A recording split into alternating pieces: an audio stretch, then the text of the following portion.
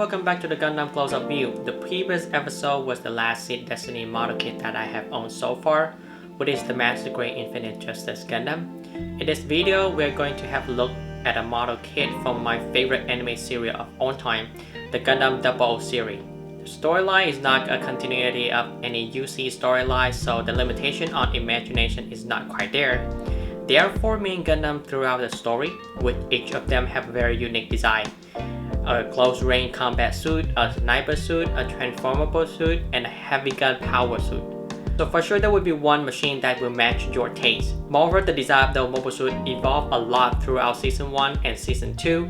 Their design reached the climax when the only movie from the series reached the big screen, Awakening of the Trailblazer. Talking about the movie, there's only one mobile suit to get the Master Grade treatment so far. So yes, the very powerful, or we can say a bit too much of power in terms of design, which has the potential to quantize across the universe, the Master Grade 00 QanT, which were released in 2010. So what are we looking here is a snap build finished product with panel line and out of the box decal. Alright, so let's have a closer look at this beast. On our left is the box art. We have the 00 QanT flying upward. I'm sure this box art captured the moment before the 00 QanT get into the final battle scenes. If you look closely, you will see the brave commander test type is fighting along the 00 QanT, and it is flying over the surface of the elf court. We can also see those tiny elf blades flying across the universe like a group of tiny fish swimming in the ocean. Moving to the right, we have all the accessory and weapon coming with the model kit. So the GN Sword 5, the 6 GN Sword bit, GN Shield, and then the GN Drive display, and a small display stand. So question is this 2010 model still good to buy? If so, should you include this to your collection? So unlike the other Gundam design, this mobile suits come with an asymmetric look. It was the ultimate combination between the Exia and the 00 Gundam. The close combat and the overlook is carried from the Exia, and then the twin drive design is carried from the 00 Gundam.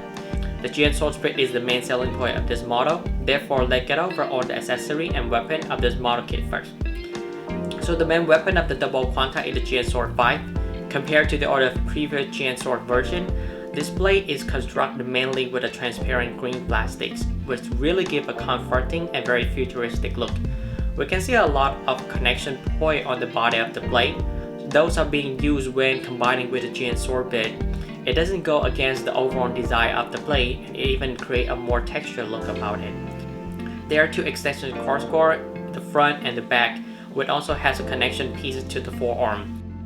Not only this will help to secure the sword, but also will help to hold up the Buster rifle or the Buster sword, which we're gonna go over later. The collar, which is the gray part in the middle, is where the rifle is located. In order to turn into the rifle mode, we simply just move the front and the back cover up and then twist the blade. Then bend out the handle. This is a common theme design on the weapon where it combines between the sword and the rifle. We see this from the Exia, then the 00 Gundam, then now moving on with the 00 QanT. So next is moving on to the sword bit. This is the exciting part for me. There are 6 of them in total. The A set with 2 long, the B set which is in medium length, the C set is the short one. One similar gimmick for all 6 of them is that they all have the handle for the 00 QanT to hold. Let's have a look at the sword bit C set. The green transparent blade is running along the side of the sword bit body. The appearance is not in a straight line. The blade has a dynamic shape, pointy from one end and more flat from the other end. The handle can be flipped out from here. Okay, so moving on with the sword bit B set. The green transparent plastic cover only 2/3 of the blade, unlike the C set. It is not that pointy compared to the other 2 pair. The end of the grip has a connection point which gonna be used to do that connection with the sword bit A. This is another connection point from the side. This is reserved for the shield connection. Make sure you use a tool when you're changing the direction of these connection pieces because they are very small and fragile. I learned it the hard way because you can see I actually break one peg on the C set. So the last is the sword bit A set. The long sword bit has the best look out of all 3 pair. It is similar to the C type but a much more stretched out in dimension. Of course, this is more deadly. The sword bit does not have the smooth edges on the opposite side of the blade. we can see two connection pegs pop out. So it is a little bit odd, but it's still acceptable. Again, the handle can be flipped out if you want the double QanT to hold it. The sword bit A can combine with the sword bit B to form an even longer weapon, which is my favorite display from on the sword bit form. So moving on is the GN shield. This is a very unique shield because there is a GN drive stored on the shield and it have its own articulation within it. We can recreate the scene where we realign the GN drive with the GN drive in the main body to form the final battle scene where the double QanT actually open up the quantum wave and connect to everyone. Dry arm that connects the shield and the back has more than 5 movement points. Therefore, you can move the shield pretty much everywhere, literally anywhere you want to position it. Doesn't matter if you pointing it up or down, close or far, horizontal or vertical. The detail is also amazing. If you are a fan of panel line decal, this shield will give you a very satisfied feeling after you're finishing it.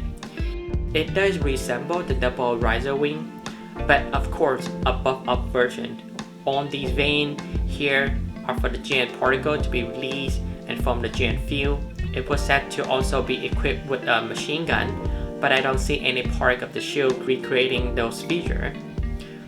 This is how the shield looks like when on the sword bit on launch. When those sword bits are not in use, it can be also stored on over the shield, creating an even impressive look. So in order to do that, we have to pull down the side of the shield to create 2 channels for storage. The A set and B set stacked together and attached to the upper layer. The C set attached to the hook would flip out from the lower layer.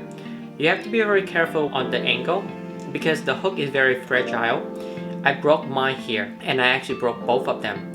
The engineering work could have been done a little bit better because in this design, once you attach it, change to broke the peg is extremely high when you're taking it out. A ball joint could have been fixed this actually. But well, I'm not part of Bandai. So moving on, this is the final form of the GN Sword 5, which is the GN Buster Sword and the GN Buster Rifle. So this show actually was shown as the ending of the movie where Setsuna piloted the double QanT and delivered that final shot.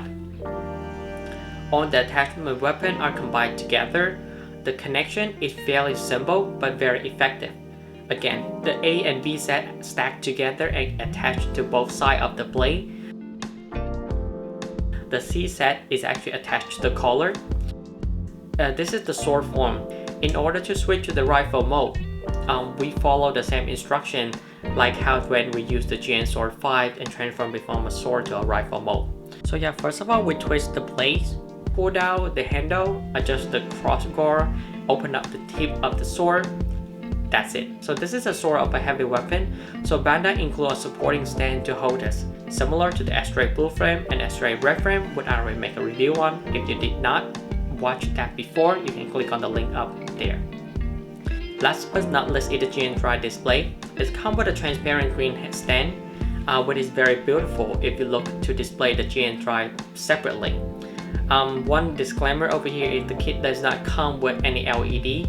We have to purchase it separately. So moving on with the model, so on the lower body, all I have to say is the lower body has an excellent articulation plus design. Compared to the Exia and the Double Gundam, the Double QanT had the best proportion display overall for the whole body.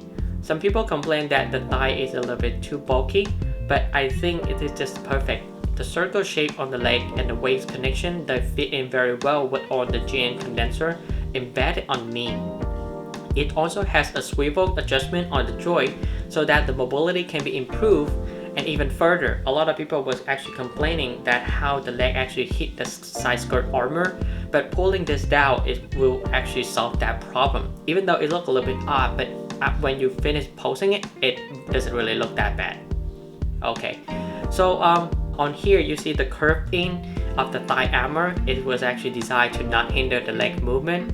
The part separation here is simply but elegant. There's a small condenser on the knee joint and then an even bigger condenser on the lower leg. Each of these condensers is created by a foil sticker underneath a transparent green part. This is a very satisfying looking pieces. Moving on, so the blue armor pieces on the back of the lower leg can also move up to create a thruster look, plus it won't get in the way of the joint. If this 180 bend is not impressive, I don't know what it is. Angle armor has two pieces, front and back, which can also be moved up and down, so it won't get in the way of posing. The feet and the leg joint are formed with full point of articulation. Front and back twist around, side swivel, and then the up and down movement on the toe.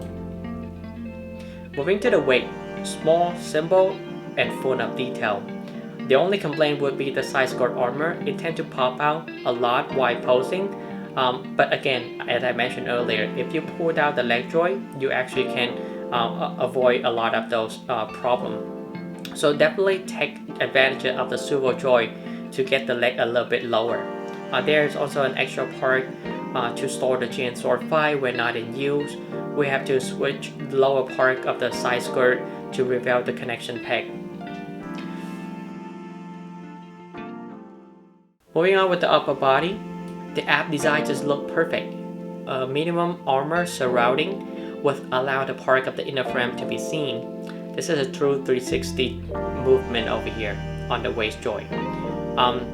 It doesn't really look that boxy compared to any regular Gundam lead, and it also has a very sharp appearance.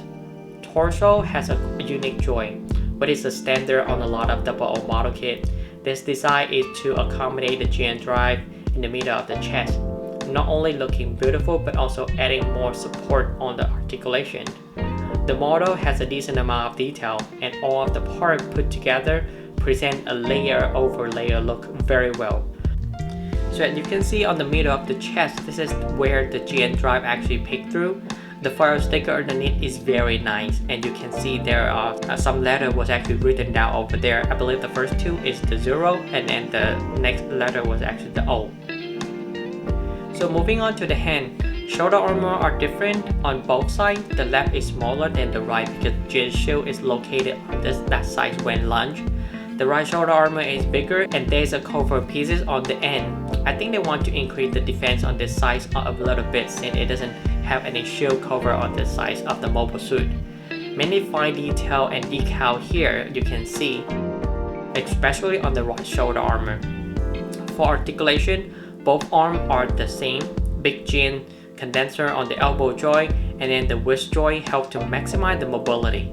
Even the palm has a lot of mobility. Major difference between both hands is the armor pieces on the forearm, and on the right hand side you can see, again, I believe that was created there just to increase the defense of the model. And there's a big decal of the Celestial being icon over there. So moving to the head, this is a very beautiful head piece. Even though it does not have an iconic yellow V-fin, the white small 4 antenna V-fin combined with the green jewel, it just flawless. On the side of the head, the hexagon shape with the GN condenser type of design on the ear just level up the whole head. The gray pieces of the inner frame plus the vein also add a bit more color separation. The center of the head has a bump up curved design and it really stand out among all the Gundam. Again, a lot of this design is combined between the Exia and the 00 Gundam, and also it does give me a Mega Man vibe. So in conclusion, despite this is a 2010 release model, it still can beat up a lot of fellow year model in terms of design and articulation. It does give a futuristic look compared to any other model, but it's true on a lot of 00 mobile suit design. The direction that Bandai did for the 00 model is that rather than keep stacking on more stuff on the main mobile suit, like from Freedom to Straight Freedom, we have more cannon, Unicorn to Full Armor Unicorn, more add-on weapon, Wing to Wing Zero, more feather. The QanT has a completely new look and gimmick when moving from the 00 Gundam. It's scaled down on accessory but add more on playability, but it's a very unique taste of it all. If you don't have this model and are considering buying one, you can also look into the Full Saber version that was released by Bandai around 2018. The price difference is around $10 US. If you want to recreate the final pose with all the GN condenser opened up from the end of the movie, you can consider the metal build version. It's a little bit pricey. I personally like this version since the 00 QanT from the movie doesn't have the GN Saber. Adding it really makes the kit look more like the 00 Riser, and it actually took away the special taste of the 00 QanT. This is a highly recommended model if you don't have it. Just to be careful with the sword bits that C connection. I do heard a lot of complaint people have on the shield is that it's too heavy and it can tilt the whole model on one side if we displayed it for too long. So actually, in order to fix this, you can either twist it to make it more balanced and then make use of the test joint that can help to bend the model a little bit to one side and help secure the whole thing. Alright, this is all I have to share about this model. So thank you for watching. If you enjoyed the video, please subscribe, share and hit that notification button. Bye bye and see you next time.